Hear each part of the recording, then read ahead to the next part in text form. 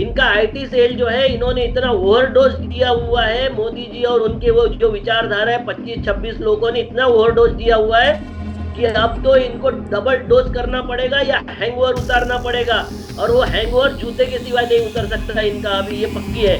तो जूते इनको पड़ेंगे और ये पड़ने का समय आ गया है, बहुत नजदीक आ गया है।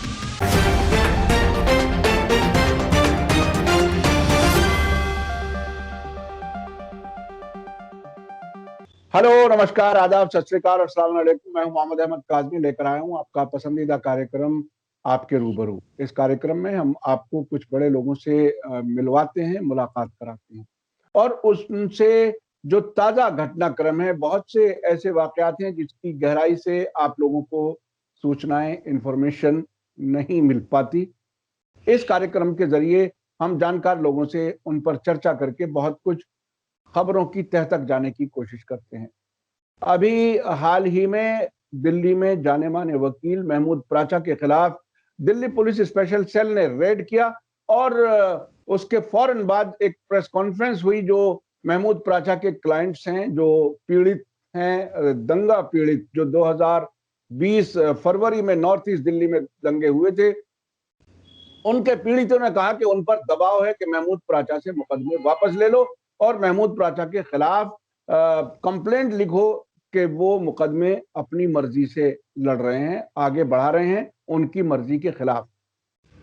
इसके अलावा बहुत से वाकयात देश भर में हो रहे हैं जहां कॉन्स्टिट्यूशन को बचाने वालों को, कॉन्स्टिट्यूशन पर अमल करने की कोशिश करने वालों पर सख्तियां की जा रही हैं, खुद सरकारी एजेंसियां उन पर दबाव बना रही हैं। इस सब को जानने के लिए, इस पर बात करने के लिए मेरे साथ आज खास मेहमान हैं अविनाश काकड़े जी, जो नागपुर से हैं और अध्यक्ष हैं किसान सेवा संघ के और गांधीवादी विचारधारा के लिए जाने जाते हैं।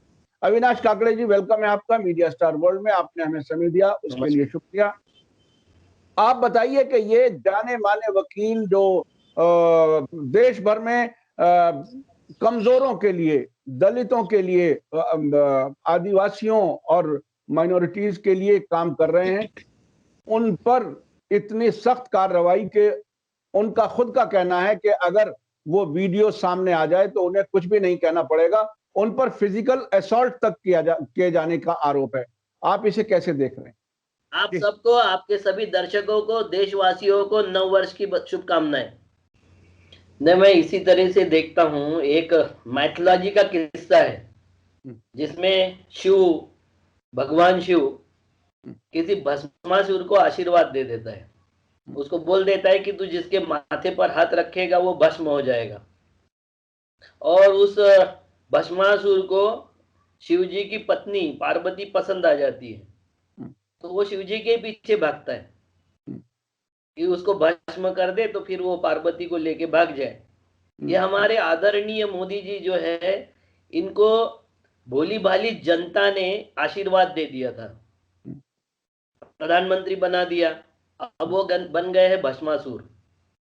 और वो भस्मासुर चाहे जिसके माथे पर हाथ रखने के लिए घूमते रहता है। कभी ईडी के लिए, ईडी के माध्यम से रखते हैं, कभी सीबीआई के माध्यम से रखते हैं, कभी नार्कोटिक्स के माध्यम से रखते हैं, कभी सुप्रीम कोर्ट के माध्यम से रखते हैं।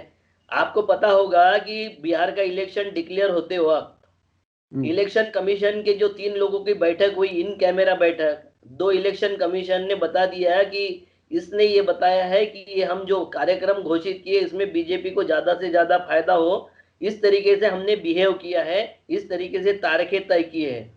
दूसरे दिन इलेक्शन कमीशन के घर पे ईडी का छापा पड़ गया था। तो ये सारी जो सरकारी महकमे हैं, ये भस्मासुर उसका उपयोग कर रहा है। और ये उपयोग करने के लिए अब एक ही बात बची है कि ये किसान रूपी जो आए हैं ना, मोहिनी का रूप धर के, यही इसको मरवा सकते हैं। ये बात पक्की ध्यान में रखो। ये प्राचा जी हो, महाराष्ट्र की वो विशाखा राउत हो, एकनाथ खड़से हो या शरद पवार हो, और की कई नेता है, जगह जगह पर ये छापेमारी करवा रहे हैं। इनको मिलता कुछ नहीं। आपको पता होगा सुशांत सिंह की हत्या हत्या कितना चिल्लाए थे। अब इलेक्शन हो गया, मैं उस वक्त ही आपको बोला था कि हत्या वत्या कुछ नहीं रहेगी, और इलेक्शन होने के बाद इसके तरफ झांकने का भी ये प्रयास नहीं करेंगे। तो अभी कुछ दिखता है सुशांत सिंह का कहीं नाम दिखता है? उसके पिताजी का वीडियो क्लिपिंग दिखती है? कुछ नहीं। हर चीज इनका इलेक्शन जीतने के लिए होने वाला फंडा है। ये खाली उसी उसी के लिए करते, हर काम इसका, हर क्रियाकलाप जनता को ठगने के लिए और लूटने के लिए ही है। कोरोना के नाम से इन्होंने जो प्राइवेटाइजेशन किया, अभी मोदी जी कुछ बोल रहे थे कल, क्या बोल रहे थे पता है आपको? वो बोल रहे थे कि जनता को ये समझना चाहिए कि प्राइवेट प्रॉपर्टी का नाश न करे, वो प्राइवेट प्रॉपर्टी के ऊपर अटैक न करे और सरकारी संपत्ति का भी नाश न करे। मुझे लगता है जब से वो किसान निकले थे दिल्ली के लिए, तो उन्होंने तो किसी का नाश नहीं किया, आपस में कुछ टकराए भी नहीं और ना किसी समाज से प्रशासन से टकराए, मगर रास्तों पे बंकर बनाने का, रोड खोदने का काम और उनको रोकने का काम तो सरकार ने किया है। राष्ट्रीय संपत्ति को अगर किसी ने नाश पहुंचाया है तो ये मोदी की सरकार और इनके पिछलग्गू जो है भक्त, उन्होंने किया है, भक्तों की सरकारों ने किया है। किसानों ने कहा किया, मगर ये झूठ बोलने से बाज नहीं आते कभी। अभी तो जो सेना पर खड़े सैनिक है उनके वीडियो आने लग गए कि हम -15 में, -40 में यहाँ खड़े हैं पाकिस्तान से और चाइना से देश की रक्षा करने के लिए, और मेरा बाप बैठा हुआ है दिल्ली के सरहद पर, मैं बैठा हूं पाकिस्तान की सरहद पर, मेरा बाप बैठा है दिल्ली की सरहद पर, और मेरे बाप को अगर देशद्रोही कहा जा रहा है तो मैं यहाँ कौन सी देशभक्ति करूं? भाई साहब, मैं आपको बता देता हूं, इसका दुष्परिणाम अगर मिलिट्री ने हाथ में हथियार लेके उल्टी तरफ फायर करना शुरू कर दिया ना, तो ना देश बचेगा, ना ये देशभक्त बचेंगे, ना ये बदमाश बचेंगे, संगी हवादार कच्चे वाले। तो अभी अभी आपको क्या लगता है? अभी बहुत ही अफसोस की सूरत है कि कभी एक जमाना था शुरू में जब इन्होंने मोदी जी ने कहना शुरू किया ये जंतर मंतर टाइप लोग, फिर वो कभी कहना शुरू किया कि वो टुकड़े टुकड़े गैंग, कभी खान मार्केट गैंग, और अब वो ये कह रहे हैं कि ये जो कैंपेन चलाने का, जो आंदोलन चलाना जो है वो भी देश के खिलाफ है। यानी ये जो प्रजातंत्र की रूह है उसके ही खिलाफ प्रधानमंत्री जी बोल रहे हैं। आपको क्या लगता है कि क्या ऐसी हालत में हर शहरी अपने आप को बराबर का शहरी समझ पाएगा? क्या कोई अपना हक मांग पाएगा? किस तरह की डेमोक्रेसी बाकी बचेगी इस तरह से? ये एक चालकानुवर्ती जो संगठन है जिसका नाम है संघ, आरएसएस, ये एक चालकानुवर्ती होता है। इसका सर सुप्रीमो जो होता है वो आदेश देता है और बाकी को गुलामी के तौर पे उसका अनुकरण करना होता है। चाहे वो कुछ भी बोले, बाकी सबको अनुकरण करना होता है भक्त बन के। ये देश भी इसी तरह चलाना चाहते हैं, ये देश में भी इसी तरीके से बात करना चाहते हैं, इसलिए ये सबको प्रमाण पत्र बांटते हैं। मैं बार बार बताता हूँ, ये किसानों को जातिवादी बोलते हैं, ये एससी लोगों को आरक्षणवादी बोलते हैं, ये एसटीओ को बोलते हैं नक्सलवादी, ये जल जंगल जमीन की बात करने वालों को बोलते हैं अर्बनी नक्सली, मुसलमानों को बोलते हैं आतंकवादी, और अभी सरदारों को बोल रही है खालिस्तानवादी। तो राष्ट्रवादी इनकी नजर में, राष्ट्रभक्त और राष्ट्रवादी खाली जिसने हवादार कच्छा पहना होगा, नीचे से ऊपर से हवा जाती होगी जिसके ऊपर, और जिसकी औकात कुछ नहीं होगी, ना निर्माणी की औकात है, कंफ्यूजन की औकात है, शोषण की औकात है। ये भिकमंगे जो लोग थे, आज तक हमारे घरों में आटा और बेसन मांग के जिनका चरितार्थ चलता था, ये आज अचानक पैसा आने के बाद, नोटबंदी का लूट का पैसा आने के बाद, सत्ता का पैसा आने के बाद, ये अचानक ज्ञानी ध्यानी हो गए हैं। ये हर जिले में 20-25 लोग हैं जो पूरा का पूरा जिले को कंफ्यूज करके रखते हैं। ये 25 लोगों को आइडेंटिफाई करके इनको सुधारे बिना ये देश नहीं सुधरेगा। अदरवाइज एक वक्त ऐसा आएगा कि पूरे देश में जब अति हो जाएगा, जैसे हिंसा की अति इन्होंने किया था तो बुद्ध महावीर का जन्म हुआ था, ये जब भी हिंसा की अति करेंगे, ऐसी चीज की अति करेंगे, तो ये देश की जो मौलिक शक्ति है वो उनको पूरी तरीके से उखाड़ के फेंकेगी। ये जितना ज्यादा प्रयास करेंगे इस तरीके का, उतना जल्दी इनकी मौत आने वाली है, ये समझ लीजिए। अच्छा, एक बात समझने की है, बहुत ही खास मैं समझना चाहता हूं आपसे कि आम तौर पर जब कोई इतना बड़ा प्रोटेस्ट होता है, हालांकि अब से पहले इतना बड़ा प्रोटेस्ट देश भर में नहीं हुआ, लेकिन फिर भी आम तौर पर सरकार की आवाज बदलती है, सुनने की बात सोचते हैं, बदलने की बात सोचते हैं और शायद जनता को सेटिस्फाई करने की कोशिश करते हैं। लेकिन ये अलग किस्म की सरकार है कि इतना लंबा अरसा हो गया, सर्दी में लाखों किसान, लाखों तो सिर्फ दिल्ली के आसपास हैं, बल्कि करोड़ों कहा जा सकता है अगर देश भर में देखा जाए, जो प्रोटेस्ट कर रहे हैं। उस सब के बावजूद प्रधानमंत्री जी वही बात कह रहे हैं जो पहले दिन से कह रहे थे, यानी वो कानून वापस लेने के लिए तैयार नहीं नजर आते। बात करो तो आप हमारे समर्थन में बात करो तो बातचीत है, नहीं तो आप जो है वो देशद्रोही हैं।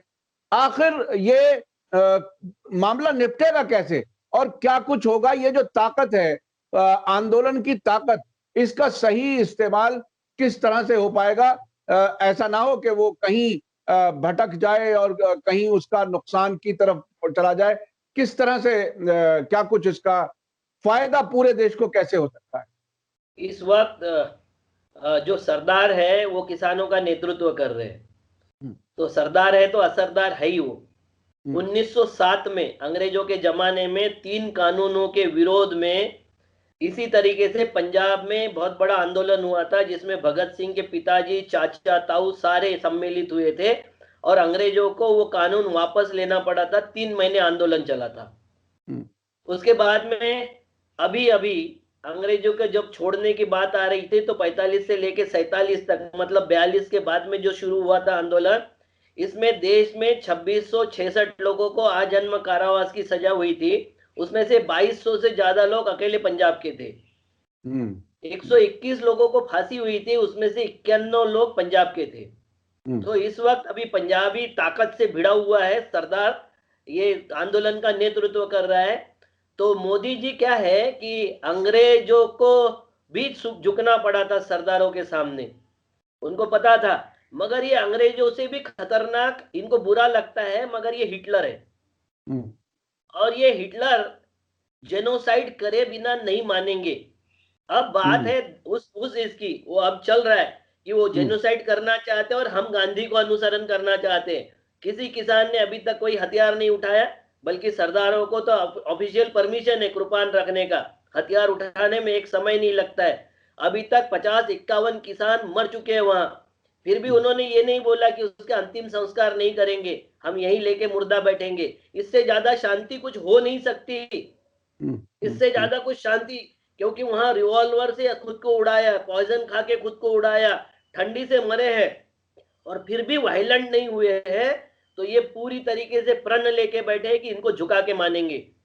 वर्ल्ड वाइड इसकी आवाज उठ रही है, चारों तरफ दुनिया में उठ रही है। देश में तो ठीक है, ये कुछ भी बोल दे कि पंजाब का आंदोलन है, हरियाणा का आंदोलन है, अभी सब जगह, हम महाराष्ट्र में भी कर रहे हैं, उधर क्या बोलते तमिलनाडु में भी हो रहा है, परसों तेलंगाना में था वहां भी हो रहा है, सब जगह आंदोलन हो रहा है। हर जगह आंदोलन करने का एक विधि है, अलग तरीके से बात कर रहे हैं। इनके लोग कंफ्यूज करने का प्रयास कर रहे हैं। मैं बोल रहा हूं आपको कि 20-25 जो हर जिले में बैठे हुए इनके ये है फितूर, हम्म, जो दगाबाज लोग है, देशद्रोही है। मैं तो देशद्रोही बोलता हूं कि ये देश की जो मूल सूत्र है, देश को बांधने वाला, अगर गांधी नहीं होता और सेकुलरिज्म एक्सेप्ट नहीं करते, तो ये देश की 570 से ज्यादा रियासतें होती और ये देश उतने टुकड़ों में बट चुका होता।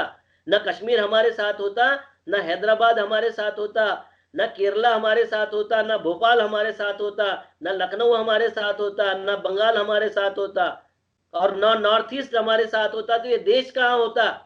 इन बदमाशों को ये समझ नहीं रहा है कि ये देश को तोड़ने, बांधने वाला सूत्र तोड़ने जा रहे हैं। ये देश को बिखेर देंगे, मगर इस देश की मौलिकता है कि वो इकट्ठा रखेगी। क्योंकि जब अलग अलग राजा भी थे, तब भी सबके शिव बनारस में ही बैठे थे, सबके राम अयोध्या में ही बैठे थे। मगर राम के लिए मारकाट करना, ये मर्यादा पुरुषोत्तम की अवहेलना है। हम राम राम कहते थे, जय श्री राम नहीं कहते थे। राम राम का मतलब होता है नम्रता। जब आप राम राम करते हो तो सर झुक जाता है, आपका पीठ और सब बल झुक जाता है आगे के सामने। और जय श्री राम कहते हो तो छाती निकालते हो। मर्यादा पुरुषोत्तम का पतन करने वाले, इनका भी पतन जल्द होने वाला है। अच्छा, किसानों की तरफ से रिलायंस को बायकॉट करने की बात, जियो के सिम उन्होंने वो हटा दिया और अब ताजा खबर यह है कि बहुत जगहों पर टावर तोड़ने का सिलसिला शुरू हो गया है जियो के किसानों की तरफ से। ये तो टावर डोनाल्ड ट्रंप के दामाद के है और उसमें शेयर है ज्यादा से ज्यादा जू लोगों का। तो इसके ये लिए बात लोगों को मालूम नहीं है। ये इजराइलियों का, ज्यूस का, और जो आपने ट्रंप के दामाद का बताया कि वो जारेड कुशनर, जिनको मैं जानता हूं, वो सलाहकार भी कहे जाते हैं, और वो अरब मुल्कों को इजराइल के नजदीक ले जाने का काम कर रहे हैं। तो भारत में क्या कर रहे हैं ये जारेड कुशनर? ये थोड़ा सा और बता दीजिए ताकि लोगों को मालूम हो कि दुश्मन कहां बैठा है। और ये भी बताइए कि हर जिले में ये जो 20-25 लोग हैं, इनको किस तरह से आइडेंटिफाई किया जाए? क्या ये किसान उस तरफ मुड़ करके चले जाएं, उनकी तरफ तवज्जो दें? क्या कुछ करना चाहिए? ये कृष्णर जैसे लोग पूरे दुनिया में बैठे हुए हैं। ये एक ये एक विचित्र तरीके की जमात है। ये आपको पता होगा कि युद्ध चल रहा था मध्य एशिया में, आपस में लड़ रहे थे, ईरान, इराक, सीरिया, ये वो, जॉर्डन जॉर्डन लड़ रहे थे। और इकोनॉमी ग्रो हो रही थी अमेरिका की, इकोनॉमी ग्रो हो रही थी वेपन्स बनाने वाले देशों की। तो ये मूर्खता की हद मुसलमानों में है, उनका बल वहीं से मिलता है। मुसलमान अगर मूर्खता नहीं करते तो अमेरिका अमेरिका नहीं होता, रशिया रशिया नहीं होता, और यूरोप की इतनी दादागिरी नहीं होती। ये हम नासमझी जो है ना, जो मध्य एशिया में नासमझी है, वही नासमझी ये यहाँ लाना चाहते हैं। वो इस्लाम के नाम से लाए थे, ये हिंदू के नाम से लाना चाहते हैं। मगर इतना समझने की जरूरत है कि जो भी देश कट्टर हो जाता है, जहां की भी विचारधारा कट्टर हो जाती है, वो देश देश नहीं होता, खत्म हो जाता है। वो देश का संकल्पना खत्म हो जाती है। फिर वहां गैंग बचती है और वहां वार चलते रहते हैं, टोलियां बचती है और टोलियों का युद्ध चलते रहता है। तो हमारे देश में लोगों को सोचना पड़ेगा कि हम टोलियों में जीना चाहते हैं, हम वार करके जीना चाहते हैं, पड़ोसी के साथ मारामारी करके जीना चाहते हैं, या शांतिपूर्वक रह के उसको भी शांतिपूर्वक रखना चाहते हैं। ये सोचने का वक्त अभी उन मोहिनी वाले लोगों का है, जो मोहिनी बन के इस भस्मासुर को अपना हाथ अपने सिर पे रखने का काम करवाएंगे। आज के तारीख में पंजाब के किसानों ने मोहिनी का रूप धरा है। जितने भी स्टेटमेंट भाजपा सरकार के और मोदी जी के आ रहे हैं, या तड़ीपार शाह जी के आ रहे हैं, उतने स्टेटमेंट उनके सर पर हाथ रखने वाले ही है। और ये खुद के ही इससे शाप से भस्म हो जाएंगे, ये पक्का मुझे विश्वास है। अच्छा, इसमें अब जनता को आप क्या कहना चाहेंगे? ये जो आपने बात बताई कि रिलायंस में जारेड कुशनर का, या इजराइल का, या अमेरिका का इनका इनका शेयर है, तो आखिर क्या यहाँ से सब पैसा इकट्ठा करके ये सामने जो अडानी और अंबानी नजर आ रहे हैं, क्या ये सिर्फ मोहरे हैं, या असल लोग यही हैं जो पूरे देश के की संपत्ति को लूटने का काम करेंगे, या ये भी उनके लिए काम कर रहे हैं जिनका आपने बताया? क्या है, 80% लोगों को 18% लोगों का नाम लेके डरा दिया। हम्म, ठीक है, हम्म, 2% वाले सत्ता में आ गए, हम्म, और वो 2% लोगों ने 0.1% के हाथ में सारी देश की संपदा बेच दी। हम्म, अभी कल मोदी जी बोल रहे थे कि कांग्रेस ने वोटों के लिए राजनीति किया है, वोटों के लिए काम किया है। तो भैया 5 साल से आप क्या वोट बेच रहे हो, या हम्म, कांग्रेस ने बनाई हुई संपत्ति बेच रहे हो? क्या बेच रहे हो आप? हम्म, हम्म, आपने क्या क्या बेचा? जो हम्म, कुछ आपने बेचा होगा, वो आपके बाप दादा ने तो नहीं बनाई थी। आपके हम्म, बाप दादा तो दक्षिणा लेते थे। आपके हम्म, विचारधारा के जितने बाप दादा थे, दक्षिणा लेते थे ना, वो हम्म, उसके ऊपर चलता था। सुबह शाम अगर हमारे घरों में नहीं आए, किसानों के घरों में, तो रोटी नहीं चलती थी तुम्हारी। तो ये हम्म, जो संपत्तियां बेच रहे हो, वो किसकी है? ये पूछने का वक्त है। और ये बिल्कुल। इसका बहुत ज्यादा ध्यान देने की जरूरत नहीं। ये भस्मासुर अपने ऊपर हाथ रख रहा है अब ये हम्म, पक्का बता देता हूं कि हम्म, ये जो भस्मासुर रूपी भाजपा और मोदी साहब है, ये खुद का अपना हाथ अपने सिर पर रखने जा रहे हैं। और हम्म, जितना जितना ये पंजाब के किसान दृढ़ता से काम करेंगे, मोहिनी का रूप धर के ये काम करेंगे, उतना जल्दी ये भाजपा भस्मासुर जो है वो भस्म हो जाएगा। इसमें डरने की कोई बात नहीं है। मैं जनता से अपील करता हूं कि एग्रीकल्चर कानून का सच समझिए। अडानी के हाथ में, जब देखो दुनिया में सबसे पहले गांव में होती थी, सरप्लस का उत्पादन जो होता था वो गांव के नियंत्रण में होता था, तो गांव का कब्जा होता था। उसके बाद में व्यापारियों ने नियंत्रण ले लिया, व्यापारियों का कब्जा हो गया था भारत पर। उसके बाद में पीडीएस के नाम पे अनाज का, सरप्लस अनाज का नियंत्रण सरकार ने ले लिया था 75 के बाद। तो सरकार का कब्जा होता था, क्योंकि सरप्लस अनाज पर जिसका कब्जा होगा, क्योंकि भूख सुबह लगती है, दोपहर में लगती है और शाम में भी लगती है। तो अनाज पे जिसका नियंत्रण होगा वो सबको नचा सकता है। आज के तारीख में 2-4 उद्योगपतियों के हाथ में देश के अनाज का नियंत्रण देने जा रही है ये सरकार। भस्मासुरी सरकार उनके हाथ में नियंत्रण देने जा रही है। तो इनको ये समझने की जरूरत है, सब लोगों को, जनता को समझने की जरूरत है कि आने वाले 5-7 सालों के बाद में गेहूं के लिए तरसोगे, दाल के लिए तरसोगे, चावल के लिए तरसोगे। अडानी का आटा खाना पड़ेगा, अंबानी का चावल खाना पड़ेगा। आज भी 1200 रुपए खरीदा हुआ गेहूं जियो के नाम से 4600 रुपए में बिक रहा है।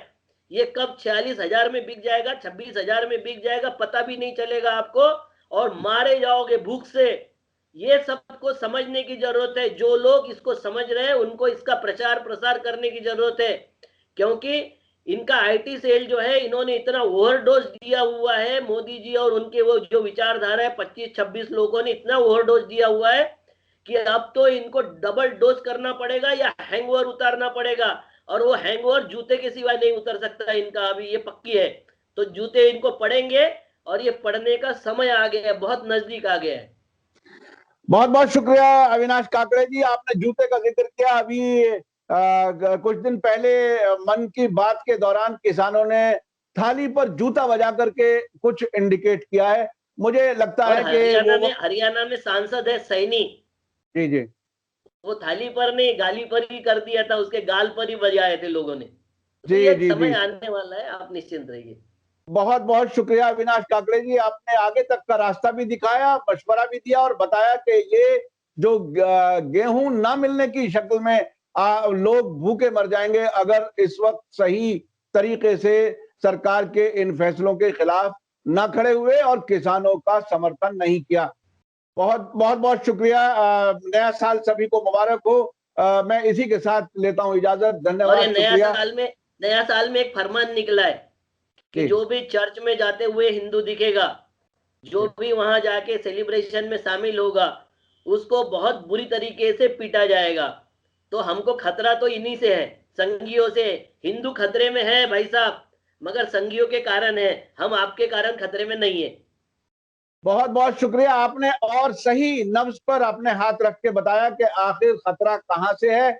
और ये बहुत ही दिलचस्प बात है कि माइनॉरिटी से मेजॉरिटी को डराने की कोशिश की जा रही है और ये अंधभक्त लोग उसी का प्रचार भी कर रहे हैं। ये बहुत ही गैर मामूली है, अननेचुरल है। ये मैं समझता हूं एक वक्त जरूर आएगा कि लोगों को समझ में आएगा। इसी के साथ मुझे दीजिए इजाजत। धन्यवाद, शुक्रिया। जय भारत, जय हिंद।